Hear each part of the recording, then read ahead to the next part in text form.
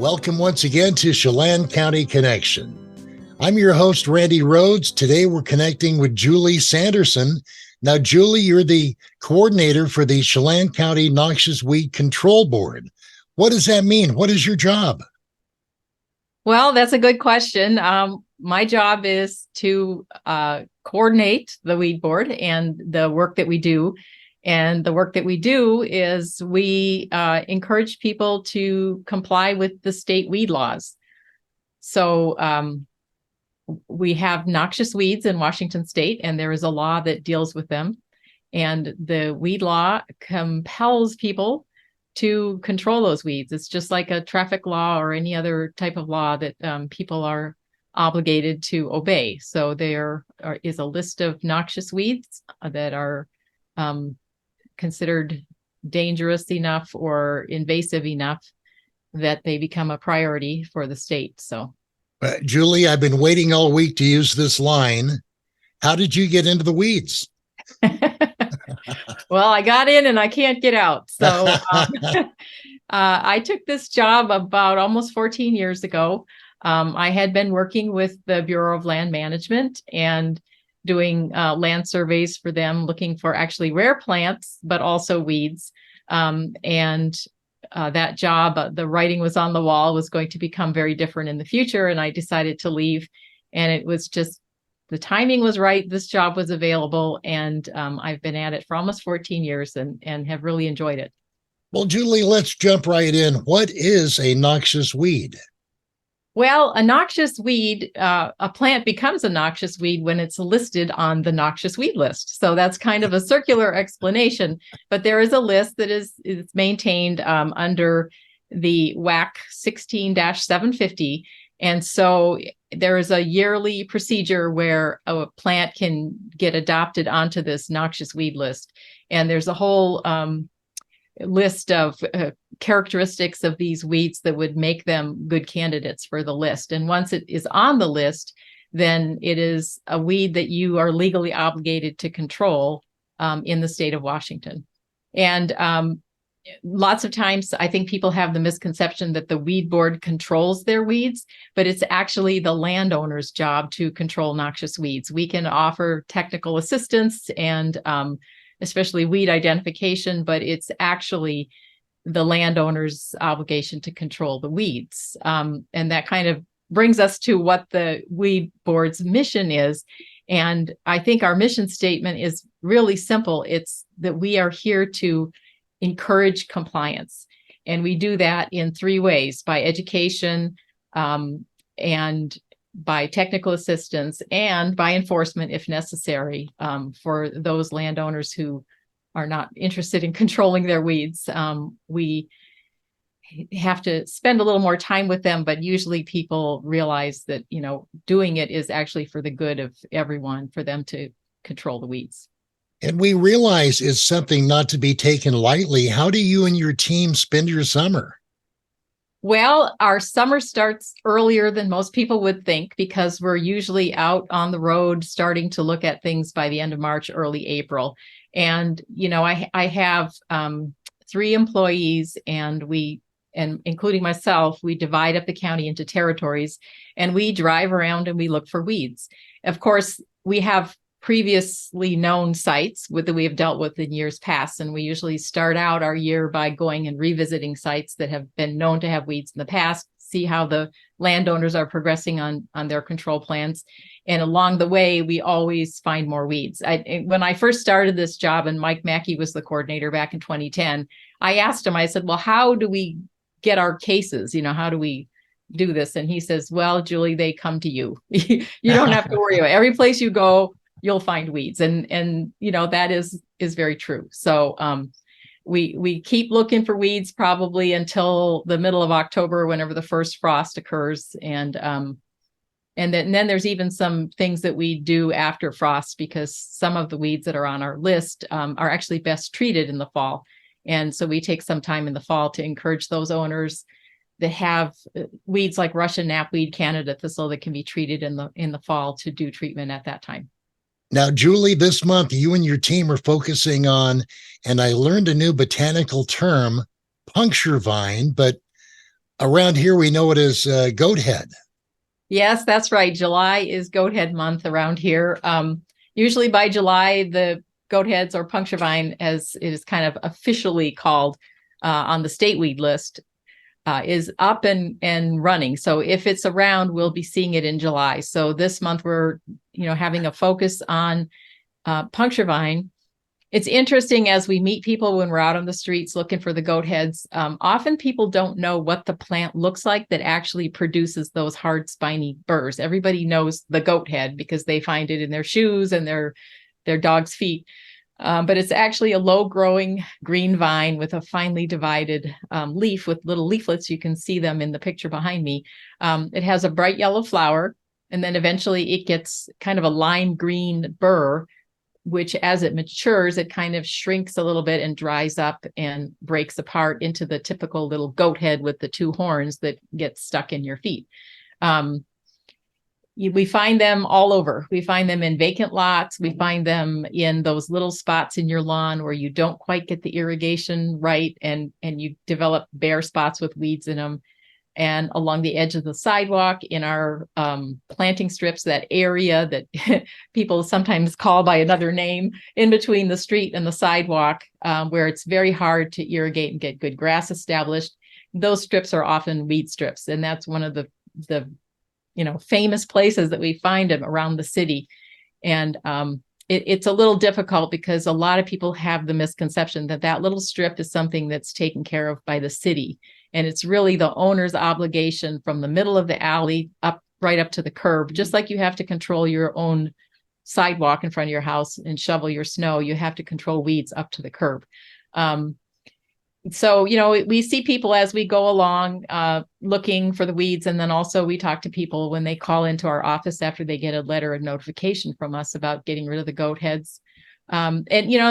You can get rid of them in various different ways. And it really depends on the situation where they're growing, what you're willing to do, how much you're willing to pay. So you can hand pull them fairly easily. They don't have a real massive root system. You can pull them out. You can just nick the top of the plant off of the root with a shovel. It's not the kind of a plant where you have to dig the whole root system out of the ground, make a big hole. You can just kind of scrape them off. And really, it's important to get them before they start dropping seeds so that you have fewer seeds for next year. The seeds can last in the soil for about 5 years. And so focusing on seed production is the best way in the long term to get rid of them, is get them before they produce those burrs. And, it's nice when I start walking through neighborhoods where we used to have a lot of goat heads and now we don't, and they're not getting in my shoes, and I know that the kids can ride their bikes and they're not going to get flat tires, and people can walk their dogs. They're not going to, they're not going to be stepping on the goat heads. And we, it's something that everyone in the neighborhood needs to care about, because it's very easy for these things to go from one house to the next house to the next house, and pretty soon the whole neighborhood's infested. So it's something that everyone needs to pay attention to their own yard and do their own thing, but it's good to keep an eye out in the neighborhood and do what you can to help too. Julie, you mentioned bike tires. I've had a bike tire flattened by one. Are they prominent on the Apple Loop Trail? Well, that is a very good news story, because they are no longer prominent on the Loop Trail, and they used to be. And we have to give credit to the Goathead Warriors, a local volunteer organization that initially got started in the work they do with goat heads by adopting sections of the Loop Trail and keeping them clear from puncture vines all summer. And because they've been working on this, well, I think it's over 5 years now, there has been a huge change in the weed load on that trail, and it's much nicer than it used to be. And for that, I really do give credit to the Goathead Warriors, because they did it.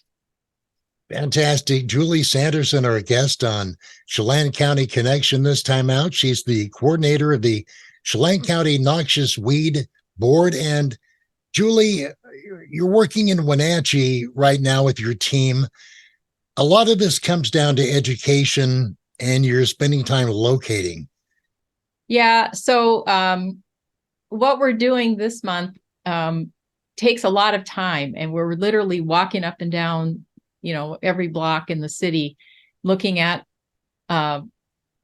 parcels where we know they had goat heads in the past, but also noticing now, do the neighbors have it? And are there new points that we don't know about? It's been going really well this year. I really must say this year is the one year that in all these years I've been doing this, I feel some hope, because we have some neighborhoods where I can walk around 10 blocks and not see a goat head. And, then I have some neighborhoods where in 10 blocks, there's maybe 3 or 4 or 5 properties that still have goat heads. And those are the ones we really have to focus on, because having a few properties that still have goat heads can reinfest the whole neighborhood. And so, doing this very systematically, neighborhood by neighborhood, we're finding that we can close some of our old cases. The puncturevine is gone, but we can never, give up and let up on this job, because like I said, one yard on the corner that has puncturevine can reinfest the whole street. So, as we do this, we walk through the neighborhood. If we do still find puncturevine on a property, we start by sending a notice, and it's called a request to control notice. And it comes with information about the goat heads and a form that they can send back to us and tell us how they're going to control. And also, our phone number and contact information, so they can ask us, well, what is the best way to control? So it's a lot about education and just getting people comfortable with the weed board can actually help you. We're not just, a nasty enforcement agency. And we really would prefer to help people get this done than to do enforcement notices at all. So it is really all about education. And Julie, do you find that most people are open to your letters and your suggestions? Yes, actually, I think most people are. And I can see in the years that I've been here working with the weed board that we have had a decline in sort of hostility from people. Good. I think when I first started, I was a little shocked because, being a botanist with the Bureau of Land Management, I spent a lot of time out in the field looking at plants, and that was great. And then I thought, okay, the weed job, it'll be about plants. Well, it's really a people job. It's really, really a people job. And that has been a little harder. But I think more and more the word gets out, people talk to their neighbors, and we do have the majority of people that we contact are, they understand, they get it. It's like, you don't run stoplights, you don't let your weeds go wild. It's common sense and neighborly decency. And Julie, I know this may seem like a simpler side question, but why do we care about noxious weeds here in Chelan County? Well, it is a simple question, and it's a little bit of a complicated answer because, weeds can affect a lot of different aspects of life. And in some cases, it's an economic detriment to have weeds because you need to control them in crops and orchards because they compete with the plants you want. But in other cases where it seems more of an aesthetic thing, people think, well, really big deal. Why do I need to control this? And it makes a difference in a neighborhood, especially with something like goat heads or puncturevine, where it actually makes it difficult to get around the neighborhood. People don't feel comfortable on bicycles or feel comfortable walking with their kids or their pets. And so weeds impact us in a lot of ways. And I think the noxious weeds, because they've kind of been vetted and put on this list, we know that they are difficult to control. So it's a big ask when we tell people you have a noxious weed and you need to control it. But there are resources out there, and we're willing to help and educate people to get rid of the weeds. What are the big three on the list in our area? Oh, well, the big three could be viewed 2 different ways. So the big three, like the ones that are the most common, I would say, are knapweed, puncturevine, and probably maybe Russian knapweed or Canada thistle. Those are very common weeds. The big three that we worry more about are those that are not common and we don't want them to get common. And I would say that would be rush skeleton weed, yellow star thistle, and Oh, maybe some of the thistles that we don't have, like Scotch thistle. We have, small patches of them in certain areas, and we just don't want them to get further out of control. So it kind of depends on which end of the spectrum you're looking at. I mean, sometimes people feel like, well, why pay so much attention to that? We hardly have any of it. That's why we want to get rid of it before we have it all over the place and people kind of give up on it. So